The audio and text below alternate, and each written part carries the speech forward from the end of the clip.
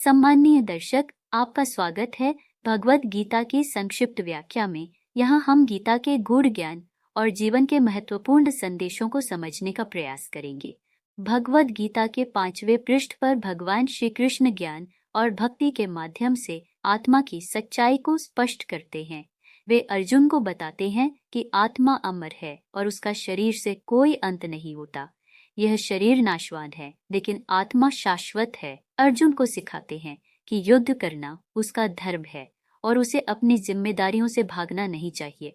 इसके अलावा श्री कृष्ण कर्मों के प्रति निष्काम भाव रखने का महत्व बताते हैं, जिससे व्यक्ति अपने कर्मों का फल प्राप्त करने की अपेक्षा न करे। इस ज्ञान से अर्जुन को अपने कर्तव्यों के प्रति प्रेरणा मिलती है और वह सही मार्ग पर आगे बढ़ता है। इस प्रकार ज्ञान और भक्ति के माध्यम से आत्मा का सही मार्गदर्शन होता है। भगवद गीता के 6ठे अध्याय में ध्यान योग का वर्णन है। इसमें भगवान श्री कृष्ण ने योग और साधना के महत्व को समझाया है। ध्यान योग के माध्यम से आत्मा और परमात्मा के बीच एकता स्थापित करने की प्रक्रिया पर बल दिया गया है।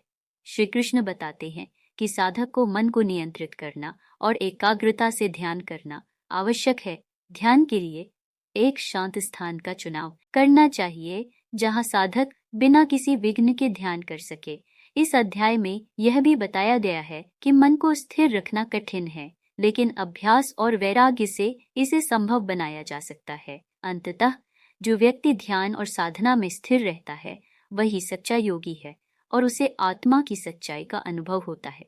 भगवद गीता के 7वें पृष्ठ में भगवान कृष्ण ज्ञान और भक्ति के महत्व पर चर्चा करते हैं। वे बताते हैं कि परमात्मा सभी प्राणियों का आधार है और उनकी अनंत शक्तियां हैं। भक्तों के लिए ज्ञान और भक्ति एक साथ चलते हैं, जिससे आत्मा के सत्य को समझा जा सकता है। कृष्ण कहते हैं कि जो लोग सच्चे मन से उन्हें खोजते हैं वे उन्हें आसानी से प्राप्त कर लेते हैं। इस पृष्ठ में यह भी कहा गया है कि भगवान की पहचान केवल ज्ञान से नहीं बल्कि भक्ति से भी होती है। अंत में भगवान आत्मज्ञान को प्राप्त करने की प्रेरणा देते हैं, जिससे व्यक्ति मोक्ष की ओर अग्रसर होता है। यह संदेश जीवन में सही दिशा और उद्देश्य की ओर अग्रसर करने में सहायक है। भगवद गीता के 8वें पृष्ठ पर श्री कृष्ण अर्जुन को आत्मा के अमरत्व और जीवन के चक्र के बारे में समझाते हैं। यहाँ वे मृत्यु और पुनर्जन्म के सिद्धांत पर चर्चा करते हैं। कृष्ण बताते हैं कि आत्मा न तो जन्म लेती है और न ही मरती है, बल्कि यह शाश्वत है। जो व्यक्ति अपनी अंतिम क्षणों में भगवान का ध्यान करता है वह उस समय परम धाम को प्राप्त करता है। कृष्ण अर्जुन को यह भी समझाते हैं कि भक्ति और सही संकल्प के माध्यम से आत्मा मुक्ति प्राप्त कर सकती है। यह अध्याय ध्यान और आत्मज्ञान के महत्व को उजागर करता है। अंततः कृष्ण अर्जुन को धर्म, कर्म और ध्यान के मार्ग पर चलने की प्रेरणा देते हैं। भगवद गीता के पृष्ठ 9 में भगवान कृष्ण अर्जुन को ज्ञान और भक्ति के मार्ग का महत्व बताते हैं। इस अध्याय में कृष्ण कहते हैं कि जो लोग भक्ति से उन्हें स्वीकार करते हैं वे सच्चे ज्ञान को प्राप्त करते हैं। वह यह भी बताते हैं कि सभी जीवों का आधार वह स्वयं है और उनके प्रति भक्ति से व्यक्ति को मोक्ष प्राप्त हो सकता है।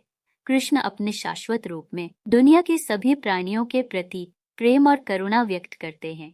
वह यह भी समझाते हैं कि साधारण भक्ति में महानता है और जो लोग सच्चे मन से उनकी पूजा करते हैं उन्हें वे कभी नहीं छोड़ते।